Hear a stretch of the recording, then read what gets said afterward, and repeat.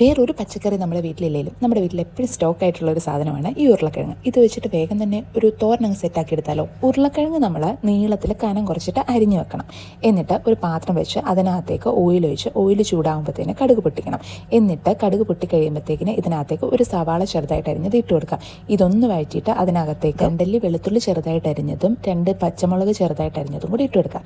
ഇനി ഇത് നന്നായിട്ട് ഇളക്കിയിട്ട് ഇതിനകത്തേക്ക് നമ്മൾ ഈ അരിഞ്ഞു വെച്ചേക്കുന്ന ഉരുളക്കിഴങ്ങ് ഇട്ട് കൊടുക്കാം. പിന്നെ ഇതിലേക്ക് കുറച്ച് മഞ്ഞപ്പൊടിയും ആവശ്യത്തിനൊപ്പം തേങ്ങ ചിരകിയതും കരിയാപ്പിലയും കൂടി ഇട്ടിട്ട് നന്നായിട്ടൊന്ന് ഇളക്കിയിട്ട് ഒരു 10 മിനിറ്റ് കുറച്ച് വെള്ളം കൂടി ഒഴിച്ചിട്ട് ഒന്ന് ചെറിയ തീയിലിട്ട് വേവിച്ചെടുക്കാം. ഇനി 10 മിനിറ്റ് കഴിഞ്ഞ് തുറന്ന് നോക്കിയിട്ട് ഇതൊന്നുകൂടെ ഇളക്കിയിട്ട് ഇതിനകത്തേക്ക് നമുക്ക് കുറച്ച് ഗരം മസാലയും കൂടി ഇട്ട് കൊടുത്തിട്ട് ഒന്നും കൂടെ ഇളക്കിയിട്ട് ഇത് ഒരു 5 മിനിറ്റും കൂടെ ചെറിയ തീയിൽ വെക്കാം. അത് കഴിഞ്ഞത് തുറന്ന് നോക്കുമ്പോഴത്തേക്കിന് നമ്മുടെ തോരൻ റെഡി ആയിട്ടുണ്ട്. ഇനിയിപ്പോൾ എന്താ, ചൂട് ചോറിലേക്ക് കുറച്ച് ചമ്മന്തിയും ഈ തോരനും കൂടെ ഇളക്കി കഴിക്കാൻ അടിപൊളിയാണ്.